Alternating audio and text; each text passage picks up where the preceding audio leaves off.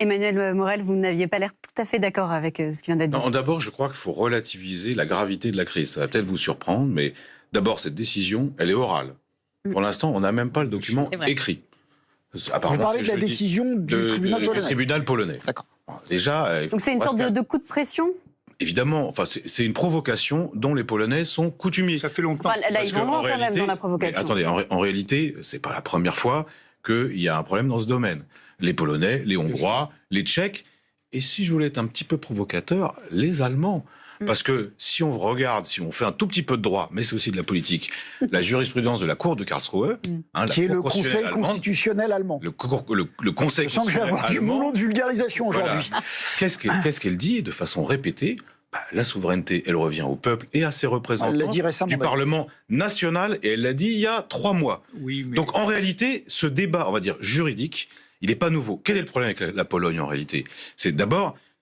encore une fois, je ne sais pas ce qu'il y a dans la décision. On ne sait pas. Mais s'ils disent que c'est la loi ordinaire qui prime sur le droit européen, là, il y a un problème, parce que le droit européen, c'est normalement au moins un traité. Donc, c'est au niveau international. Donc, ça s'impose à la loi nationale. S'ils disent le droit européen ne prime pas sur la Constitution, là, en fait, ils seraient d'accord avec le Conseil constitutionnel français, la Cour de Karlsruhe et bien d'autres. Mais le problème, il n'est pas là. Le problème, c'est qu'on a un gouvernement polonais qui multiplie les provocations, qui, avec une incontestable détérioration de l'état de droit sur la liberté de la presse, sur les libertés publiques, sur le traitement des homosexuels, sur l'avortement, et ça s'aggrave. Sur l'organisation de la justice. Et évidemment, aujourd'hui, sur l'organisation de la justice, puisqu'ils mettent en place une instance disciplinaire qui serait chargée de fliquer les magistrats et donc parce que les Européens ont quand même réagi vivement. Mais alors justement, j'en viens à ça. Si c'était pas si important que ça. Ce qui va, à mon avis, l'erreur de communication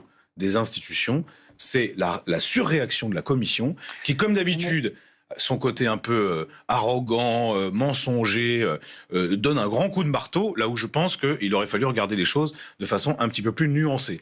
Donc je pense qu'il faut relativiser la crise, mais on est confronté à un problème, pas seulement avec la Pologne, mais aussi avec la Hongrie, avec la Tchéquie. C'est est-ce que oui ou non... il y a un risque de contagion, alors, potentiellement. La contagion, elle est déjà là. Parce que le problème, c'est est-ce que oui ou non, vous partagez les valeurs fondamentales de l'Union, c'est-à-dire les valeurs démocratiques. Je voudrais... Ça, c'est le problème. À vous trois, mais surtout à vous deux, les élus, est-ce que, les choses étant ce qu'elles sont, d'abord, est-ce que vous pensez qu'il y a une possibilité ou un risque que la Pologne sorte réellement de l'Union ? Et est-ce que vous le souhaitez ? Est-ce qu'il vous a... Est-ce qu'il vous arrive de vous dire, finalement, nous ne partageons plus, comme vous l'avez dit, c'est pas de l'argent, c'est pas l'Europe, c'est des valeurs communes. Est-ce qu'il vous arrive de vous dire, finalement, on ne partage plus assez de valeurs avec Orban, le patron de la Hongrie, ou avec les Polonais, et finalement, qu'ils sortent comme les Anglais ? La difficulté, elle a été rappelée à maintes reprises, c'est que c'est aussi un problème de valeur. L'état de droit. Alors, non, je parlais des. Oui, non, mais les Anglais, je dis. Oui. Les Anglais, c'est encore autre chose. C'est carrément là un problème. Non, mais je vous parlais si on accepte la loi. Je vous parlais de la Pologne et de la Hongrie. Est-ce qu'il vous arrive de vous dire, finalement, s'ils sont pas d'accord avec nos valeurs, qu'ils s'en aillent ? Je dirais surtout qu'on a un problème déjà de compréhension entre nous, parce que quand vous parlez à un Polonais, vous avez très justement fait un rappel à l'histoire. Quand vous parlez à un Polonais ou un Balte, par exemple, il dit moi mon problème, c'est la Russie. La Russie, elle m'a envahi, elle me pose plein de problèmes. Et donc, ce qui m'intéresse, c'est d'être soutenu par les Américains. Donc, l'OTAN. Et puis, ils disent, nous, notre avantage comparatif, c'est qu'on a des salariés qui coûtent pas cher. Donc, moi, ce qui m'intéresse, c'est la directive travailleurs détachés. Et nous, en face, les Français, on dit, l'OTAN, comme dirait le président Macron, en état de mort cérébrale, et puis directive de travailleurs détachés, moyen, parce que nous, nos salariés, ils pâtissent d'une concurrence déloyale. Et la vraie question de l'Union européenne aujourd'hui, c'est pour ça qu'elle est en crise. C'est quoi le projet, c'est quoi l'identité, et comment on fait pour faire coexister des points de vue aussi différents. Et vous répondez quoi à ma question ? Moi, je répondrais surtout qu'on ne s'en sortira pas en disant l'Union européenne, c'est juste le droit au service du marché. Parce que c'est ça aujourd'hui, et ça ne fait pas rêver les gens, ça ne fait pas rêver les peuples. La vraie question, moi, que j'ai envie de poser, on a dit que c'était un espace de solidarité. Cette solidarité, elle doit être vécue concrètement par les gens. Or, elle ne l'est pas. Mais là où on pourrait là où on pourrait être un peu taquin, c'est qu'elle l'est quand même par les Polonais, parce que les principaux bénéficiaires des fonds structurels et du plan de relance aujourd'hui, c'est quoi ? La Hongrie, la Pologne. Et c'est là que eux, Il y a aussi une question d'argent, effectivement. non, mais mais vous il faut parliez de eux, il faut valeurs qu'ils répondent à la question. sur cette question des valeurs. Pourquoi on se pose cette question aujourd'hui et pas en 2004, ou peut-être qu'on se l'est posé, mais peut-être pas assez. Bon, on aurait alors. peut-être dû. Emmanuel Morel, est-ce que vous êtes d'accord avec Jean-Louis Bourlange quand il dit qu'il n'y a jamais d'atteinte de souveraineté avec l'Europe, que l'atteinte à la souveraineté, c'est autre chose? L'exemple qu'il a donné est effectivement assez édifiant. Est-ce que vous, il vous arrive de vous dire, bah si, les institutions européennes nuisent un peu à notre souveraineté? Évidemment. Mais pas seulement à la souveraineté nationale française. La souveraineté, c'est le peuple qui décide. Et il y a plusieurs exemples dans l'histoire récente où les peuples ont décidé et où les institutions européennes ont marché sur le verdict des peuples. Alors le référendum, évidemment. Non, mais alors des référendums 2005, ça c'est évident. Le TCE est rejeté et finalement on nous fait un traité de Lisbonne, c'est à peu près la même chose. Mais moi je me souviens. Mais au quotidien, quand vous dites vous, voilà, on a un problème de souveraineté. Mon premier souvenir de député européen, c'était 2015, c'était l'affaire grecque, où M. Tsipras a été humilié et maltraité par tous les gouvernements qui lui disaient « c'est pas parce que ton peuple a voté 2 fois que pour autant t'auras raison ». Et avec une dureté et une cruauté qui donnait une sale image de l'Europe. Mais au-delà de ça, vous avez parlé de AUKUS, là. Ce qui s'est passé avec les sous-marins... Alors AUKUS, c'est l'alliance, il faut préciser, c'est l'alliance Australie, Royaume-Uni, Grande-Bretagne. Un contrat avec des sous-marins avec les Australiens. Et puis finalement, cette alliance, elle a été défaite au profit des États-Unis et de la Grande-Bretagne. La solidarité européenne, elle a été minimale, quasi nulle. Madame von der Leyen, elle a mis 5 jours à se réveiller. Et le vice-président de la Commission, un Lituanien d'ailleurs, a dit non mais c'est une affaire bilatérale, ça concerne pas l'Europe. Bah si, ça concerne l'Europe. Je veux dire, c'est quoi? Il y a eu 2 temps. Ça c'est les 2 temps. Les 2 temps, les 2 temps, c'est qu'il n'y a pas eu de solidarité. Restons un peu sur les abandons de souveraineté. En quoi, dans le quotidien des gens, vous avez l'impression que l'Europe moi, je vais vous donner nuit à la souveraineté un du peuple exemple que je français. suis, puisque moi je suis membre de la Commission Commerce International. Aujourd'hui, on sort du Covid, on a très envie d'aider certaines entreprises qu'on appelle les aides d'État, parce qu'elles ont morflé et parce qu'il y a des choses à faire. On a très envie de réindustrialiser. Et comment on pourrait faire? Par exemple, on pourrait dire dans nos marchés publics français, on favorise les entreprises locales et nationales. Comme le font les Américains, comme le font les Brésiliens, comme le font les Japonais. On ne peut pas le faire en France. Et d'ailleurs, on le fait il y a un plan de relance parce que c'est européen. contraire. Parce que ça ne met pas en cause la souveraineté. Peut-être que vous avez raison ou tort. Si, ça met en cause la souveraineté. Nous avons accepté. Nous avons estimé que l'intérêt économique, le nôtre comme l'intérêt global, c'était que ce soit ainsi. C'est pas vrai. Il y a une simple. C'est un accord. Ça n'est pas vrai. Il y a une sainte trinité européenne. Libre-échange généralisé, concurrence libre et non faussée, orthodoxie budgétaire, qui est après utilisée notamment par la Cour de justice pour dire ça, c'est le dogme, c'est la loi, on ne peut pas y transiger. Tout le reste, et donc nous, on s'auto-censure de l'Union européenne. Mais pas du tout, mais je veux pas sortir de l'Union européenne, je veux que l'Union européenne soit plus protectrice et plus intelligente. Vous voulez changer la politique de l'Union européenne, très bien. Mais pour la changer, on la change avec des procédures.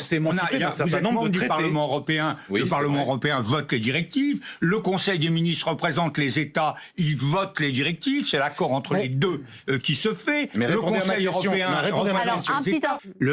les États, chaque État est souverain. Ça veut dire quoi, être souverain? Depuis Jean Bodin, ça veut dire qu'on a la compétence de la compétence. C'est-à-dire que c'est nous qui décidons ce que nous voulons et ce que nous ne voulons pas. Et les États souverains se sont accordés pour exercer ensemble, à travers des procédures extrêmement élaborées, les procédures qu'on a décrites tout à l'heure, le Parlement, le Conseil, un certain nombre de compétences. Mais à tout moment, ils peuvent les reprendre. Mais vous êtes d'accord que c'est contradictoire au quotidien? On fait des tas de choses ensemble depuis toujours. Mais il y a des choses... Quand Emmanuel Morel dit aujourd'hui, on ne peut pas décider de mettre une clause de préférence dans un contrat. On peut être pour. Mais écoutez, c'est quand même pas très logique ce que vous dites. On a mais je dis qu'on peut. Mais laissez-moi terminer ma question. Laissez-moi expliquer. On a transféré cette compétence au niveau de l'Union européenne, donc elle est exercée au niveau de l'Union européenne, et évidemment, on ne peut pas l'exercer. Si on estime que cette compétence, c'est insupportable, qu'on a eu tort, on peut toujours sortir de l'Union européenne. Mais non, pourquoi vous faites ce chantage-là? Mais parce que vous ne pouvez pas faire une chose et son contraire. Vous ne pouvez pas à la fois dire qu'il y a des compétences qui sont exercées ensemble et permettre à chacun de les reprendre unilatéralement. Il faut simplement choisir. Je ne comprends pas de quelles compétences vous parlez, parce que là, je vous donne un exemple. La compétence qui est évoquée à l'instant, c'est-à-dire celle de faire, par exemple, ce que vous avez évoqué tout à à l'heure, de faire des marchés locaux. On a décidé que, peut-être que c'est faux, le principe de la je concurrence. vous signale que les Allemands, eux, se gênent pas, parce que souvent, les Allemands, eux, s'émancipent facilement des règles européennes. Si mais vous sur les marchés publics, les Européens ne sont pas exemplaires les uns et les autres, je crois que le vrai problème n'est pas le problème de la souveraineté. Le vrai problème des Européens, et c'est ce qu'on voit en Pologne, c'est ce qu'on voit en Hongrie, c'est ce qu'on voit partout, et c'est ce qu'on voit dans chacun de nos pays, c'est que nous sommes divisés. Nous sommes divisés sur l'orientation que nous voulons donner à nos politiques. Et voilà, c'est tout, nous sommes divisés. Alors, Monsieur Morel n'est pas d'accord avec les orientations qui sont celles de la majorité des États telles qu'elles s'expriment à Bruxelles. Il dit ça ne me convient pas. Mais c'est ça le problème européen, c'est de savoir si nous allons réussir à surmonter ces divisions et à dégager un projet commun. Nous l'avons fait dans le passé. Nous le faisons beaucoup moins bien maintenant. C'est ça le problème. Et si nous sommes divisés, nous sommes morts. Moi, ce que je crois, c'est que c'est pas un problème de souveraineté et que quand on parle de souveraineté, très souvent, on l'évoque au moment où on veut régresser sur certains points. C'est-à-dire que comme par hasard, alors je parle pas du tout du problème des aides d'État qui là est un problème plus technique et en effet, c'est vrai que elles ont, non, en tout cas, elles posent un carcan. Pour les entreprises. C'est vrai qu'elles posent un carcan sur le droit de la concurrence et sur beaucoup de contrats qui mériteraient parfois d'être desserrés. La Commission essayant d'ailleurs d'assouplir un peu la jurisprudence et encore, ça reste à confirmer. Mais la seule question, c'est que pourquoi aujourd'hui nous sommes réunis sur ce plateau pour parler de la Pologne? Parce que précisément, on parle de droit, mais on parle de droit par rapport à un jeu politique, c'est-à-dire qu'elle a parlé de souveraineté au moment où elle n'a plus envie de recevoir certaines contraintes du droit de l'Union européenne, alors qu'elle a envie de recevoir certains fonds. Donc on ne peut pas rester dans ce paradoxe-là. Ça n'est pas un problème de souveraineté. Comme on l'a dit, les États sont souverains, les régions sont souveraines, le 10e arrondissement à certains égards l'est également. Il y a des compétences pour tout le monde. La seule question, c'est en fait pourquoi est-ce qu'on les évoque à ce moment-là? Et quand on les évoque politiquement, c'est bien qu'il y a un jeu derrière. Et cette souveraineté, elle est utilisée ici comme un argument, pas du tout de rappel à la force de la nation, mais finalement aux égaux de la nation. C'est-à-dire de dire, nous devrions être plus forts qu'une organisation internationale que pourtant nous avons choisie. Et non seulement nous l'avons choisie pour mettre en commun des biens et des services, mais pour mettre en commun des valeurs. Aujourd'hui, quand on parle de peine de mort ou de droit des femmes ou de droit de l'avortement ou de droit des LGBT, on parle de choses qui ont été négociées non seulement par l'Union européenne, mais par l'Europe des droits de l'homme, par le droit international. Et toutes ces choses-là, pourquoi a-t-on eu envie de les mettre en commun? Pour ne plus jamais pouvoir revenir en arrière. Donc mais précisément... on peut considérer que c'est un... Mais alors, je suis hystériquement contre la peine de mort et hystériquement favorable à l'avortement. On peut considérer que la souveraineté des peuples doit aussi les autoriser à faire un certain nombre de choix. Ouais. Mais comment peut-on choisir? Je voudrais quand même répondre à ce que vous avez dit, à votre définition de tout à l'heure. Parce que moi, je reprends vos propos. Vous dites, je me sens français. Je sais que l'Europe, c'est un niveau pertinent pour agir sur un certain nombre de choses. Le climat, l'emprise numérique sur nos vies. Exactement. Mais je sais aussi qu'en France, il y a des choses qui peuvent se régler avec notre point de vue de Français. Ça s'appelle la subsidiarité. C'est la subsidiarité qui n'est pas respectée aujourd'hui. Parce que justement, on explique ce que c'est la subsidiarité. Attendez, je reviens à votre définition. La souveraineté, c'est le peuple. Et quel est notre problème? Il n'y a pas de peuple européen. Et je vais même aller plus loin. L'Union européenne n'est pas souveraine. Il n'y a même pas C'est les États qui sont souverains. Pas d'Europe souveraine. C'est M. Macron, le président oui, Soutenay, qui a parlé de souveraineté européenne. Il n'y a pas d'intérêt général européen. C'est ça le problème aujourd'hui. C'est qu'on a des intérêts qui sont trop divergents. Donc il faut travailler inlassablement à construire un intérêt général. Ça commence, et ça c'est votre domaine, par les affaires étrangères et la diplomatie. Là on a un gros souci, parce que clairement, nous Français, avec notre tradition, avec notre histoire, avec notre ancrage culturel, on a vachement de mal à se mettre d'accord avec un laiton. Et c'est difficile. Si, on a beaucoup de mal à se mettre d'accord entre nous.